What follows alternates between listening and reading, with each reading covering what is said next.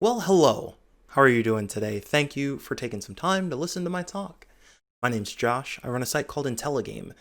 It's a game culture criticism site where we make connections between games and the real world. I'm going to take a second to thank Portland Indie Game Squad, PIGSquad, for the chance to talk to you about what it means to get beyond, well, cool story. Your narrative is key. My contact information is in the lower right hand corner of this slide. It's also featured on the last slide of this presentation, and you'll see links throughout where you can find this slide deck if you want to gather some of the information or check some of the sources I refer to over the course of this talk. Now, we're going to go ahead and start with a little bit of information about me, so you know how I have some credibility, I hope. My name's Josh. I've been working in games crit for over 10 years now. I've founded IntelliGame, but I've written for other websites, including 411 Mania and GotGame.com. I am a narrative and IT consultant. I have worked on both hardware and story-related scenarios to try and help make the game space better. And in general, I am an online content creator. I've done YouTube videos, I Twitch stream, and I am a general media critic. I usually have opinions about pretty much anything you could think of. So there's some of that, some all of that. But my goal is to really give people an opportunity to have stronger discussions about narratives, themes, the ideas that shape the people that we are and the world that we create in the spaces of our games and in the spaces out here. So let's go ahead and have a discussion about, first, a definition of terms. We're going to talk a little bit about, well, the difference between narrative and story. For the purposes of this talk, story is what happened. Answers the classic questions: who, what, where, when, why, and how. These are the explicit parts of the game's events, and they're contained within the world of the game itself.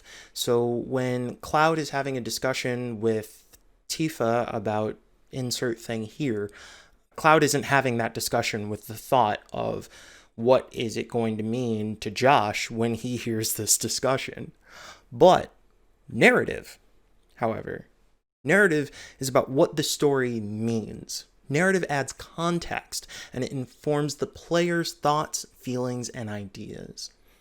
Narrative reaches outside of the bounds of the game, and this is what we start getting into when we have these discussions and thoughts about what are the themes that are represented when we have a particular group of people that are highlighted as either heroes or villains. What does it mean when we bring in themes of capitalism, colonization, things of that nature, and how do we frame those within the context of our game? The information and ideas that players take away from our game, in many ways, we are responsible for. We can't completely control what a player is going to do or think or say, but we're creating the sandboxes, regardless of how linear your game is. We're creating the spaces in which players get to explore, to shape their worldviews, and just like any other form of media, whether it's books or movies or TV or music, these have an opportunity to shape the player, the person, moving forward. Now, this is perhaps easier to understand when story is core to the game. Some central examples I think of are, again, Final Fantasy VII Remake, which just recently came out, God of War 2018. These are both games where, even though they're revamping prior stories, it's their inclusion of particular narrative themes and ideas that causes a lot of the resonance. Final Fantasy VII having discussions about corporations, about responsibility in the environment, or perhaps the drastic actions that people take in that name. God of War talking about journeying and fatherhood. The third one is a personal favorite of mine, Valiant Hearts: The Great War, which uses platform puzzle mechanics to tell the story of sort of some of the what could have been everyday characters in World War One. And the stories in those games are critical to the ways that you experience and understand the gameplay. But there are also other places where the story isn't so center, but is still really important.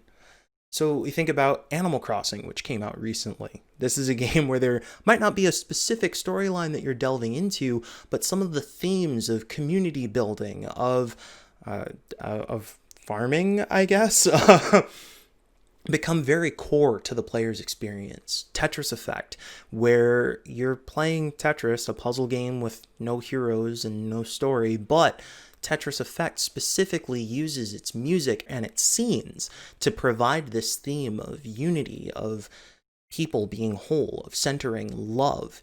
It's really fantastic. Probably my favorite game of 2018 and one of my favorite games of all time. Finally, I think about games like Dark Souls, the entire Souls franchise, where a number of other games too, the story is not necessarily a core component of going through and battling these enemies, but baked into the game are these themes of resilience, of these spaces where people are able to rest. There are so many different things that people then dive into the lore because they are attached to the world and the ideas and the themes that are baked into that gameplay. These are the kinds of things, these are the kinds of experiences that we can be giving our players when we pay attention to our narrative.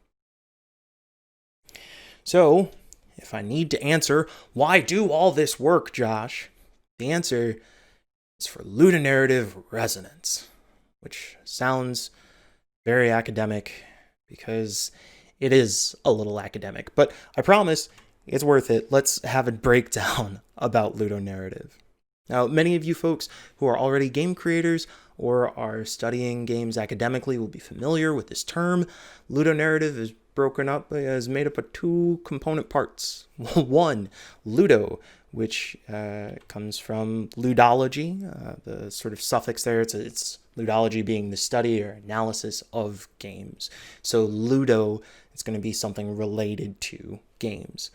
And then we have our narrative, which is, well, I'm not going to go through that again. We really just went through a bunch of slides that had that discussion. So, ludonarrative, the themes, the ideas, the concepts that we have in our games, how do we, as players or as creators, relate to ludonarrative? Well, there's basically one of three central ways. First, this is the one that we often hear described. This is ludonarrative dissonance. It's a term that was coined by Clint Hocking back in 2007 as a sort of disconnect between the gameplay and the narrative. Now, I'm going to try and give examples for each of these that come from my personal experience. Clint Hocking's original essay on ludonarrative dissonance was in relation to BioShock. There's a reference to that in the sources at the end. Oh, for me, a prime example of ludonarrative dissonance comes from Assassin's Creed Freedom Cry. Now, the idea of commodifying slaves so that you can get upgrades, right? This isn't something that Ubisoft probably intended to say, we should make it so that when you free 40 slaves, you get a hook shot, you know? But what ends up happening is that as they play within the realm and the bounds of what they had created in the Assassin's Creed universe and attempted to create this space where they could have a narrative discussion about Adewale, this assassin who gets to go through and be the hero and free slaves, they didn't think about how those two systems don't necessarily gel. So dissonance that ends up leaving you feeling a little not so great. Then we have ludonarrative harmony, which, as defined by Wendy Despain and Lauren Ash on the subject, is a synchronization between mechanics and narrative, as supported by systems inside the game. I think a real great example of this is Donut County. Donut County, you essentially control a hole in the ground that slowly absorbs all the things in a particular puzzle area, and that hole gets bigger as it absorbs more things, which makes it able to absorb larger things, like Katamari Damacy for folks who are familiar, but in reverse. This is also a commentary on gentrification. And so this idea of playing as a whole that sucks up all the things around it really fits with the idea, the discussion of gentrification in society, what it means when people come in and kind of run ramshod over the culture that already exists in an area. So to me, this experience is harmony. There is a third one that we will get into, and this is Ludo Narrative Resonance. Now, some people might say that there's not too much of a difference between harmony and resonance, that maybe it's just about trying to figure out how to define the opposite of dissonance, but I do think that it's helpful to create these two separate planes. One, harmony, where things fall in line and the mechanics do not remove you from the experience. Resonance, as defined by Maddie Bryce, and I think maybe I'm extrapolating on that a little bit, Maddie Bryce being a professor at NYU Game Center and otherwise game critic, she defines this as when emergent qualities echo and strengthen the embedded narrative. So this isn't just the mechanics don't take me out of the experience. They give me a whole new level of the experience. For me, really key to this is journey. Now, without diving in too deep, because I know it's been quite some time since it came out, but if you haven't played Journey, you really should. The entire gameplay experience, the way that you see the graphics, that you hear the music, that you interact with other characters, they all lead to this overall one cohesive theme that honestly made me bawl at the end. So that to me is an experience of resonance and is something that many games are capable of, but I don't think it's something that you just stumble into. So is Ludo Narrative Dissonance always bad? Probably worth it for us to have that discussion too, because I wouldn't say it is. In fact, there's a number of critics out there that talk about the potential benefits of having that weird disconnect between your mechanics and your story or your narrative.